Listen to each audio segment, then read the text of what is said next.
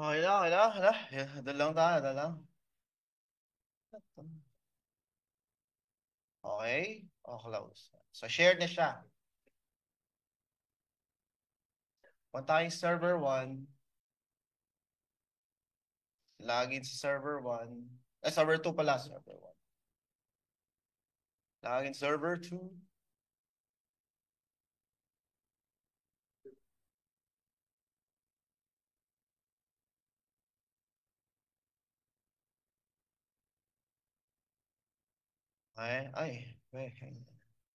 May connection ba to? Wala palang connection. Pag pala sa server to, ADM1 na lang. Sige, ADM1.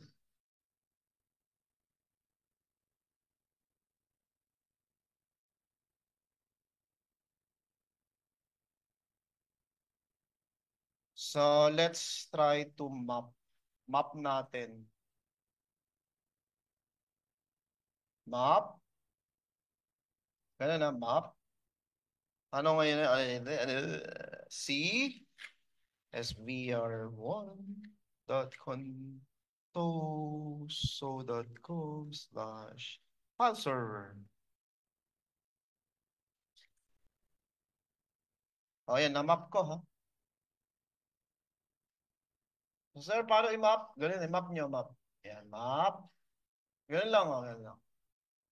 Ma-map natin si CSVR1.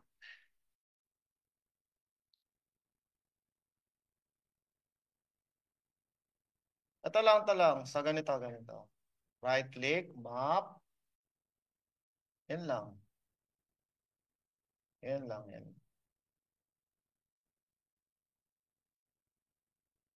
Map.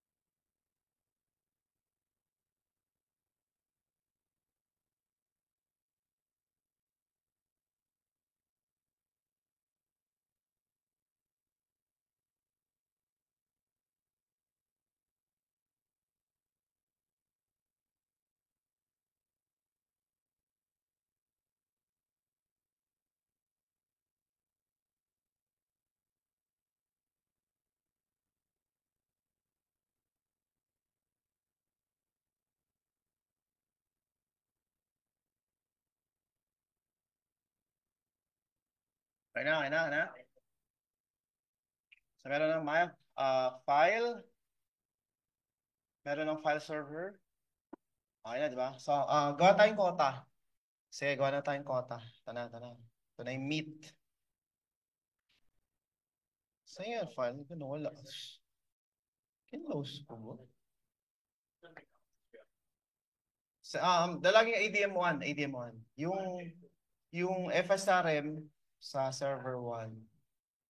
Okay, open nyo na yung FSRM. Ito yung FSRM. Quota management, di ba? Quota. New. Meron namang template. Pwede namang i-apply. Okay, ito. Mas template to. Create quota.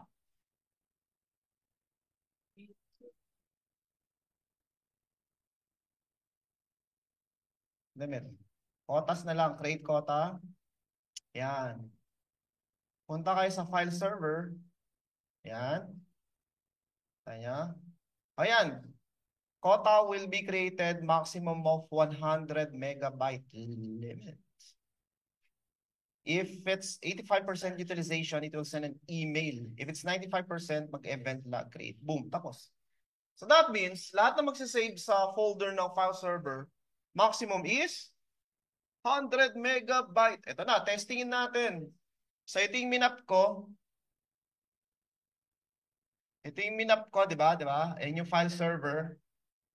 Magsasave na ako ng 100, more than 100 megabyte. Ayan, no? Azure AD Connect. So, there should be a limit. Dapat hindi ma-save, ha? Ganun lang yan. Dapat di siya ma-save. Ganun lang kasimple yan. Ito na, pe-paste ko. Boom. Ayaw. Oh. Wala na, hindi ka na makaka-save. Quota limited ka na. Wala. Wala. So let's say manager to, nag-complain, my file is more than 100 megabyte. Can you please increase my limit? Increase mo lang, napakasimple. Right click the file server, edit, e-edit nyo naman. Taasan mo lang tong 100, gawin mo lang 200. 200 lang. Boom, 200 na ha, hard limit. Pasok ka dito. Try mo. Pasok.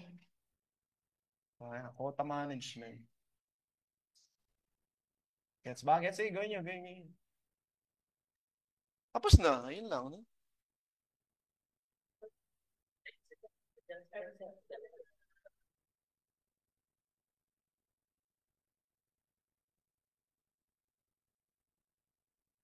Ah.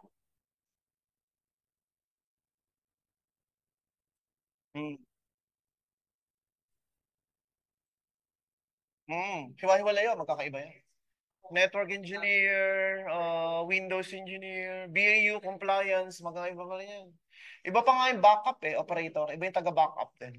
Kasi backup na, sasaksak mo yung mga tape alas 8 ng gabi. Pag yun na puno, huhugutin mo, tapos tatago mo pa. Laking trabaho.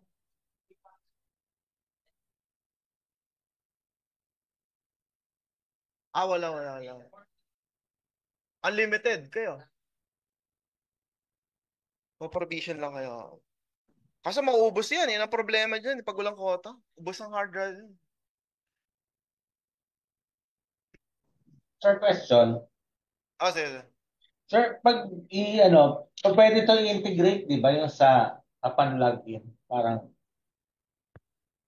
home drive, parang gano'n. Gagawang group policy, hindi. Mas maganda pa rin dito sa quota management. Okay. May other way, group policy na. Pero ang hirap nun. I-apply mo pa sa organization. Dito naman, per user, pwede. Per user. Hindi, per folder. Per folder. Oo. Per group naman. Pero this is the best practice dito para mas simple lang. Kasi ito yung babakapan mo. Yan. Okay ba? Tapos na, anybody? Next. Wala yung program ko din. Next is file screening technology. So dito, pwede niyang ma-screen audio, video. Pwede niya ma-block yan. So what type of audio? Yung mga .AAC sa Android phone, mga MIDI, mga Microsoft Move, Movie, MP3, MP4, mga ganun, dami, no? Okay, block natin. So, uh, create file screening, you only need to apply sa folder level lang. Boom. Di ka na pwede mag-save ng picture. Ano ng audio, video pala. Okay. So, testingin natin. So, let's say, dito sa local drive mo, di ba, kung nga may picture, may picture. Ano ba file extension ng picture? .jpeg. Okay. So, palitan mo lang to, .jpeg.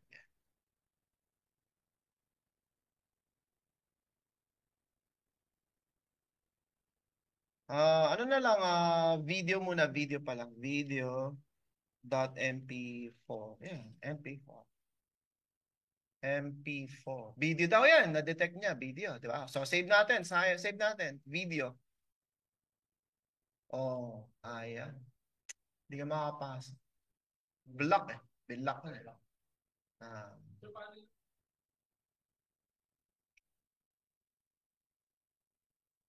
Tatanggalin yung block. E di, ito, edit mo na lang itong ginawa mo. File screening. Di ba ito yon ginawa ko? Ayan, block audio. Edit lang. Or delete mo na lang. Ayan, delete. Oh, tanggal na. Makakasave na ako nun. Tingnan nyo magsasave na ako. Tinanggal ko na eh. AD. Yung policy na ginawa mo. Tama I should be able to save now. Oh, see? Kaya testing nyo.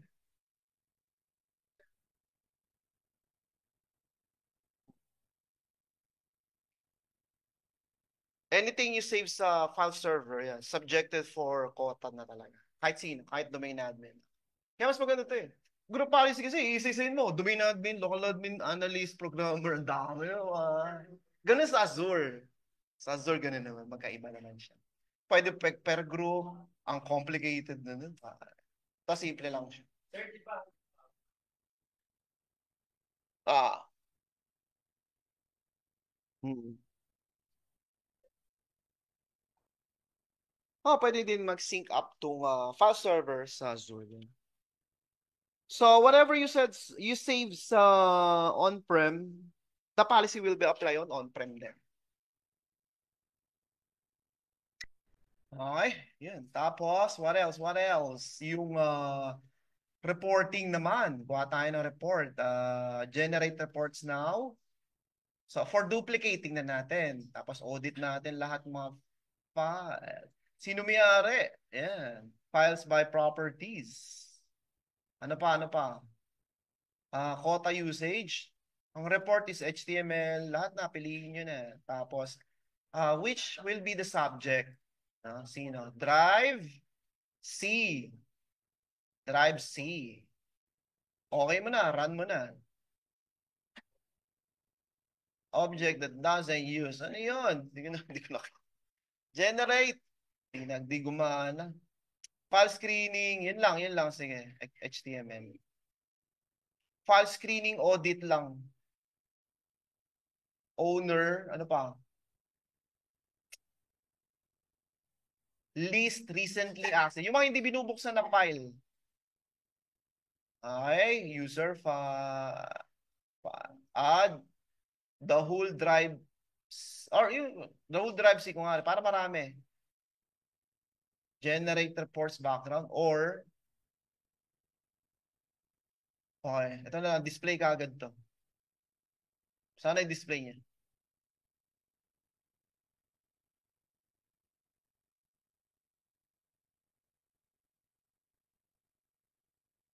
Tagal ah. Mukhang buong drive si.